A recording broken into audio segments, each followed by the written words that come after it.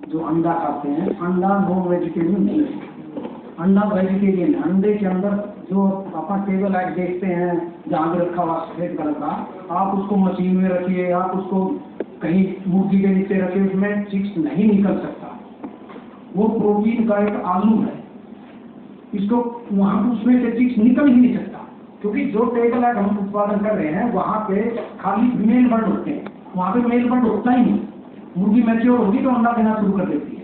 ये हमारे यहाँ बहुत गलत धारणा है, लोगों को पता ही नहीं है कि अंडा किस उसमें आता है। अंडा वेजिटेरियन है बिल्कुल, 1% भी उसमें शंका करने की जरूरत नहीं है। धन्यवाद। हाँ, जैसे दूध है वैसे ही है, और दूध फिर हम वैसे तो एनिमल प्रोटीन है दूध भी, लेकिन हमने अपने हिसाब से उसको डाल रखा है। कुछ भी चीज हम खा रहे हैं तो उसको हम ये बोल देते हैं, जिसको वो नहीं करता उसको ऐसे बोल देते हैं, बस। उत्तराखंड तो देखो सब क्या पड़े हैं। अब मैं बुलाना चाहूंगा डॉक्टर जितेंद्र वर्मा जी को, जो है प्रेसिडेंट वेटरनेरियन एसोसिएशन के। Please sir.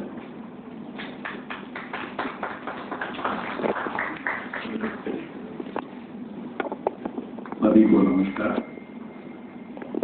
आपका बहुत बहुत धन्यवाद कि आप इतनी गर्मी में और कष्ट लेकर के आप यहाँ पे आए और हम लोग की बात सुन रहे हैं, ये बहुत बड़ी बात है।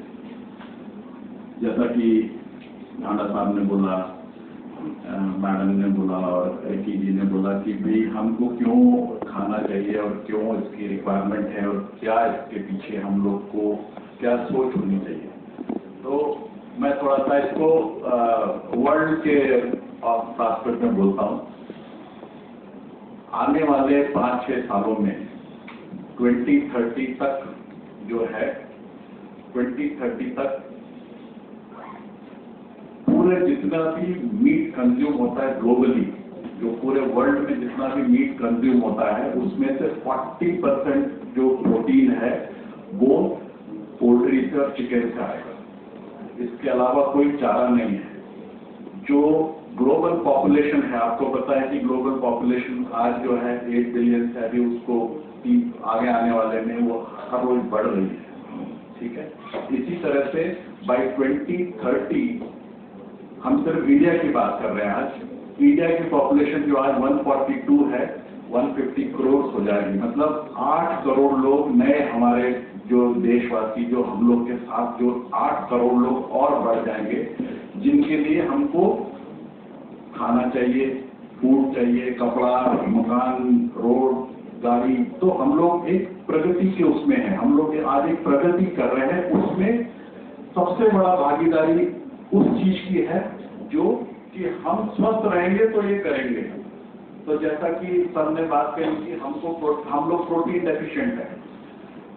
हम लोग 99% लोग हैं, मैं तो 99 बोलता हूँ, मतलब हम लोग 99% लोग प्रोटीन डेफिशिएंट है, क्योंकि जैसा मैडम ने बताया कि हम लोग को सिर्फ 47 के आसपास ग्राम ही पर डे मिलता है कि हम कितनी भी हमारी बॉडी वेट है। और जो सबसे इम्पोर्टेंट चीज है, 99% इंडियंस के पेट निकले हुए हैं। क्यों निकले हुए? क्योंकि हम लोग वेज खाते हैं और हम लोग सीरियल्स खाते हैं और कार्ब खाते हैं, इसलिए हम लोग के पेट निकले हुए। चाहे हम कितनी भी एक्सरसाइज कर लें, जो हम लोग रोज तो 10 किलोमीटर दौड़ लगाते हैं, वो लोग के भी पेट निकले हुए। तो ये हम लोग का फूडिंग हैबिट है। जैसा कि मैडम ने बताया कि घर से हमको सिखाया गया, डे 1 से सिखाया गया कि यही खाना है, यही करना है। और आप यही चीज अगर आप, जैसे मैं, हम लोग हर कंट्री में जाते हैं, आप यूरोपियन को देख लीजिए, वो बिल्कुल एक्सरसाइज नहीं भी करते होंगे तो भी उनका पेट नहीं निकला होगा, क्योंकि वो लोग प्रोटीन लेते हैं, प्रोटीन खाते हैं, सुबह शाम दोपहर में तीनों टाइम वो मीट ही खाते हैं। उनके पास और कुछ खाने के लिए नहीं है, वो ज्यादा उनके पास वेज ग्रो नहीं होता। तो ये सारी चीजें हैं। अब हम बात करते हैं कि वेटनरी साइंस से रिलेटेड हमको जो एक मिथ है कि हम पोल्ट्री फार्मिंग करते हैं, तो हमारा एक मिथ है, 2-3 चीजें बहुत प्रोमिनेंट है कि हम लोग एंटीबायोटिक यूज करते हैं। यहां तक भी मीडिया में आता है कि आज इंजेक्शन लगाया, कल उछल के मुर्गा 2 किलो का हो जाएगा। करेक्ट? ये धारणा है। तो आप लोगों के माध्यम से हम लोग ये चाहते हैं कि ये धारणा जो है, ये जो गलत मिथ है, ये लोगों तक पहुंचे कि पोल्ट्री भी एक जीव है, वो भी बीमार पड़ता है जैसे हम लोग बीमार पड़ते हैं। हम लोग भी एंटीबायोटिक खाते हैं, हम रोज तो एंटीबायोटिक नहीं खाते। तो हमारे पोल्ट्री प्रोडक्शन में भी एंटीबायोटिक यूज होता है। मैं ये नहीं बोल रहा हूँ कि यूज नहीं होता, पर वो सिर्फ जब बीमार पड़ता है तब यूज होता है, वो भी एक वेटनेरियन जब रिकमेंड करता है तब होता है। और उसमें जो भी एंटीबायोटिक यूज होते हैं वो कोई भी एंटीबायोटिक ह्यूमन कंजम्पशन में नहीं होता, वो that is not to be used in human consumption. जैसे वर्जीनियामाइसिन है, मदरामाइसिन है, अविलामाइसिन है, ये जितने भी अगर ये एंटीबायोटिक यूज होते भी है, पहली बात तो यूज होते नहीं है, जरूरत पड़ती तभी यूज होते हैं। तो ये एक बहुत बड़ा मिथ है कि हम लोग एंटीबायोटिक देते हैं, एंटीबायोटिक से इतनी ग्रोथ होती है जिसके कारण AMR और जो एंटी माइक्रोबियल रेजिस्टेंस जो इशू है वो बढ़ रहा है। यस, इसका एक कारण हो सकता है, बट जो AMR के एक्चुअल जो पहलू है वो दूसरे हैं, जो मेडिकल प्रैक्टिशनर हैं, जो रिटेल है, उनसे बहुत ज्यादा एंटीबायोटिक की in comparison to industrial use of antibiotic. दूसरा जो हम लोग का एक मिथ है वो है कि हम लोग हार्मोन्स यूज करते हैं। जैसे मैंने बताया कि एक इंजेक्शन लगाया और कल मुर्गा बड़ा हो जाए। तो माय डियर फ्रेंड्स, हार्मोन्स की जो कॉस्ट है और जो हमारे मुर्गे के और अंडे की जो कॉस्ट है उससे कहीं लेना देना नहीं है। हार्मोन्स अगर आपको भी आज जरूरत पड़ जाए ना, अगर आपको हार्मोन्स अपने लिए लगाना पड़ जाए, खरीदना पड़ जाए, तो it is very very expensive and it is not at all used in poultry farming, जो कि बिल्कुल ही असत्य बात है, बिल्कुल गलत बात है कि पोल्ट्री में हार्मोन्स का यूज होता है, पोल्ट्री में एंटीबायोटिक्स का बहुत बेतहाशा यूज होता है एंड रैम्पेंट यूसेज है, ये सब बिल्कुल नहीं है। तीसरी बात आती है कि पोल्ट्री को, जो कि आज नया ट्रेंड चला है कि हमको पोल्ट्री को केजेस में नहीं रखना चाहिए, क्रूएल्टी फॉर एनिमल्स है, वो हम उसको बांध के रखते हैं, उनको उड़ने नहीं देते, वो उड़ने का पक्षी है उसको। तो मुझे आप ये बताओ कि अगर किसी आदमी को एक कमरे में बांध दिया जाए और उसको बंद कर दिया जाए, रख दिया जाए, तो वो खाना खा सकता है क्या? वो प्रोडक्शन दे सकता है क्या? वो प्रोड्यूस कर सकता है क्या? वो कुछ कर सकता है? नहीं करेगा।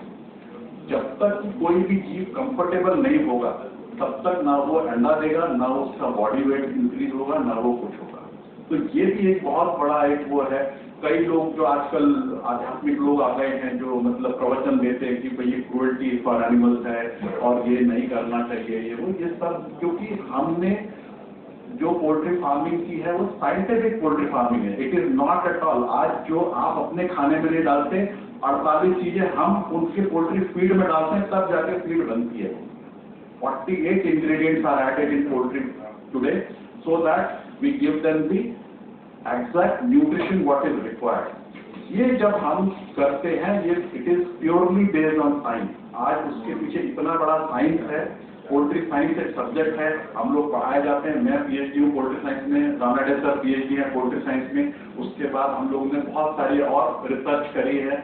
हर चीज के रिसर्च के बाद ही कोई चीज जो है वो आप लोग के सामने आती है। और हम लोग जो एक रेगुलर लोग हैं जो सिर्फ खाते हैं, हमारे सामने तो आया, अंडा खाया और चिकन खाया, हड्डी फेंकी, साइड में अलग हो गए, ये ऐसा नहीं। मतलब इसके पीछे बहुत सारा साइंटिफिक साइंस है जिसके पीछे होता है।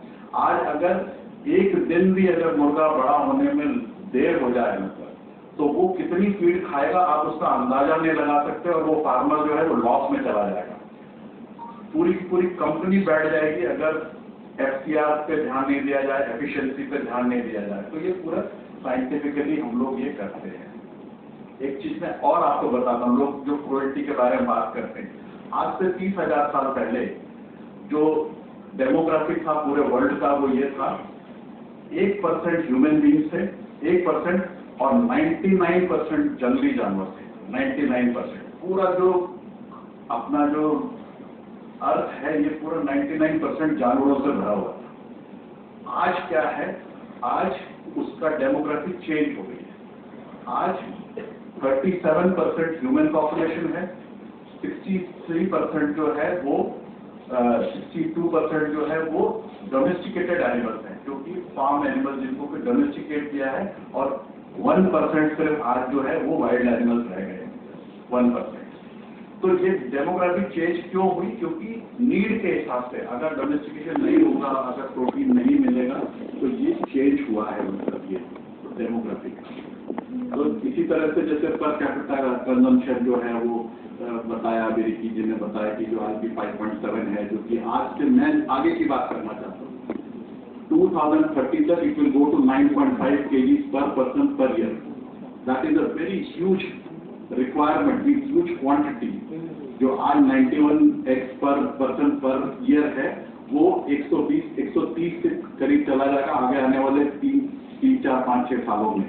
तो 2030 तक जब 8 करोड़ ज्यादा लोग और आ जाएंगे हमारे सोसाइटी में, जो हमारे फेलो कंट्री पीपल आ जाएंगे, तो आपको उनको कुछ तो खाने को देना पड़ेगा, which is not there in this system.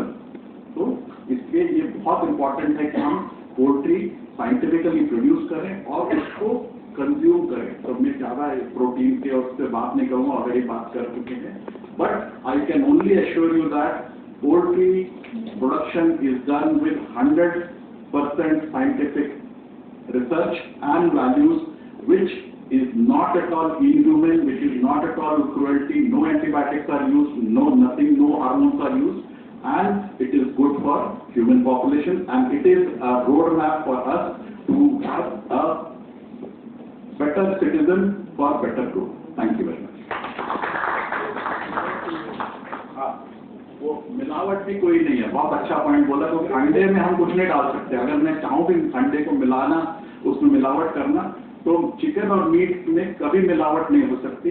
और egg is a complete wholesome meat, जैसा कि मैडम ने बताया, और उसमें जो प्रोटीन मिलती है वो exactly what it is required for human body, because हम लोग का दोनों मोनोगैस्ट्रिक है, तो इसलिए वो इस तरह से हम लोग को जो मिलता है। Thank you very much. Thank you doctor Verma. Now I'd like to invite Dr. Ajit Ranade, Vice President, World Veterinarian Poultry Association.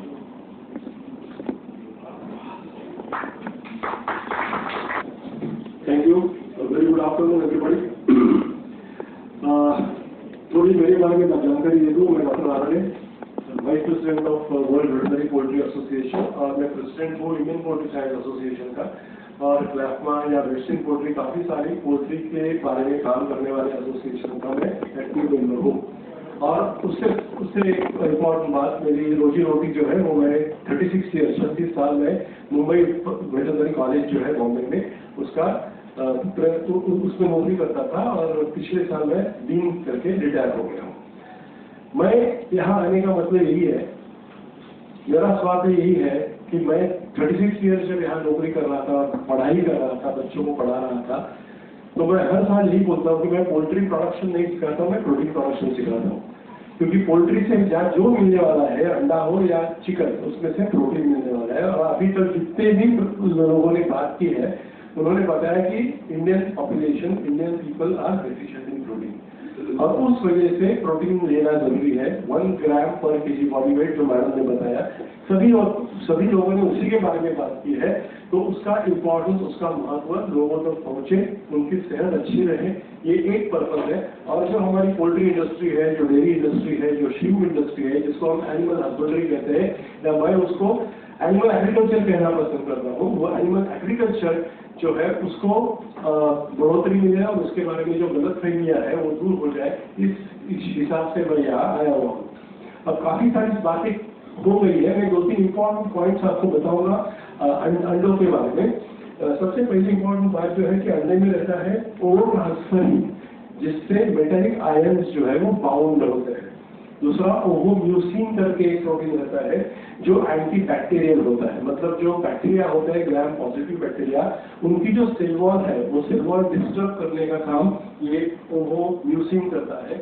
और लाइसोजाइम जो है वो लाइसोजाइम की वजह से वो एंटी बैक्टीरियल और काम होता है। और ओवोम्यूसिन को एंटीवायरल प्रॉपर्टीज है, ऐसे माना गया है।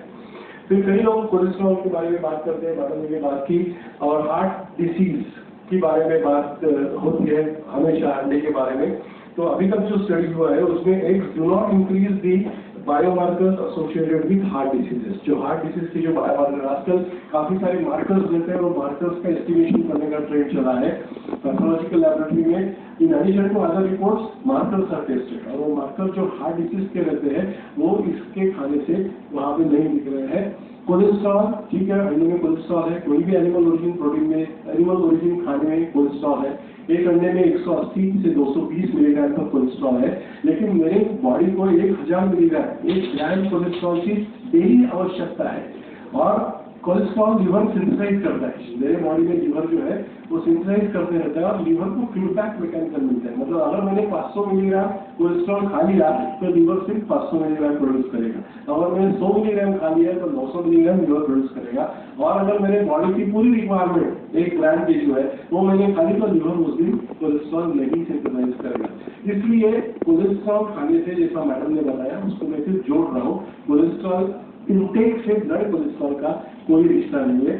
प्लास्टिक बैग के बारे में बहुत देर से लोगों को बहुत सारे व्हाट्सएप पे या अदर प्लेसेस पे मैसेजेस जाते हैं कि प्लास्टिक बैग अभी कुछ भी नहीं है। सिमिलर प्रेस कॉन्फ्रेंस हमने पुणे में की थी और वहाँ पे मैंने अंडा फोड़ के, अंडा जला के उसके अंदर का जो मेम्ब्रेन है, जिसको हम इनर शेल मेम्ब्रेन और आउटर शेल मेम्ब्रेन बोलते हैं, जब अंडा स्टेन हो जाता है, जब काफी दिन आप उसको रखते हो तो उसका जो शेल मेम्ब्रेन है वो प्लास्टिक जैसा दिखता है। लोगों को कंफ्यूजन होता है कि ये प्लास्टिक है, प्लास्टिक एक बनता नहीं है।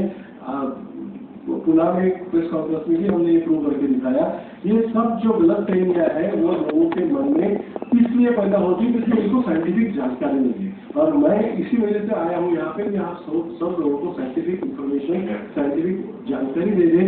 We are veterinarian, we are body science people, and सबसे इम्पोर्टेंट बात है कि we are trying to educate the masses about the truth facts।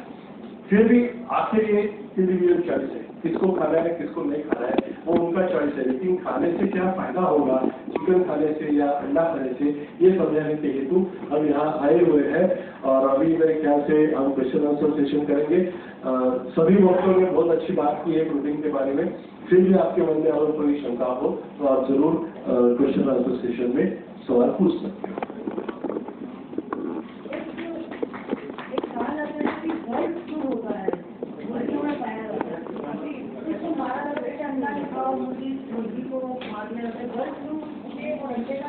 कुछ नहीं, bird flu basically bird flu viral disease है और वो माइग्रेटरी बर्ड्स की तरफ से अपने डोमेस्टिक बर्ड में आता है। और जब वो डिसीज आता है तो ज्यादातर मुर्गियां मर जाती हैं। जब मुर्गी मरती है तो उसके तरफ उसका अंडा पैदा होने का सवाल ही नहीं, और मरी हुई मुर्गी कोई खाता नहीं। इसलिए बर्ड फ्लू का अंडा और चिकन खाने से कोई संबंध नहीं है। बर्ड फ्लू एक बीमारी है पूरे विश्व में, सिर्फ भारत में ऐसा नहीं है। भारत में सबसे पहले 2006 साल में हमारे महाराष्ट्र में नवापुर में पाई गई और बाद में हर साल 2-4 इंसिडेंसेस उसके होते रहते हैं। गवर्नमेंट का ओआरए का स्पेसिफिक नॉर्म है किस तरह से उसको कंट्रोल करना, हम वेटरनरियंस वो सब कंट्रोल करते हैं और बाद में बर्ड फ्लू मुक्त भी अपना देश हो जाता है। उसका और एक खाने से या उसका और चिकन खाने से कोई संबंध नहीं है, क्योंकि मैंने जैसे बताया 100% मॉर्टेलिटी होती है बर्ड फ्लू में। तो अंडा कहाँ से आएगा और चिकन कहाँ से बचेगी? तो जो मुर्गी को डिजीज है वो खाने का सवाल ही करना है। कोलेस्ट्रॉल बढ़ाने के लिए कि ये एक ही कप में 20 तक कोलेस्ट्रॉल बढ़ा है। कोलेस्ट्रॉल के बारे में बात कर रहे हैं। He's saying fish is also giving rise to cholesterol. Fish से भी बढ़ता है, सिर्फ वो एक से थोड़ी होता है। कोलेस्ट्रॉल फिश से भी बढ़ता है। और एनिमल प्रोटीन और एनिमल ओरिजिन चीजें जो है खाने में आती है उनमें कोलेस्ट्रॉल रहता है। बीज खाने से जितना बढ़ता है एक खाने से थोड़ी उतना बढ़ता है। हमें मतलब वही कह रहा था कि बेसिकली उसको फिल्टर मैकेनिज्म है ना, आप जितना खाओगे उस हिसाब से कम बॉडी में सिंथेसाइज होगा। आजकल सोशल मीडिया पे ऐसा आता है कि ये जो मुर्गिया का अंडा है वो उनका पीरियड बेस है, वो It's a protein which is being produced by the body. Anyway, we'll take the questions. Thank you, Dr. Ranade. That was very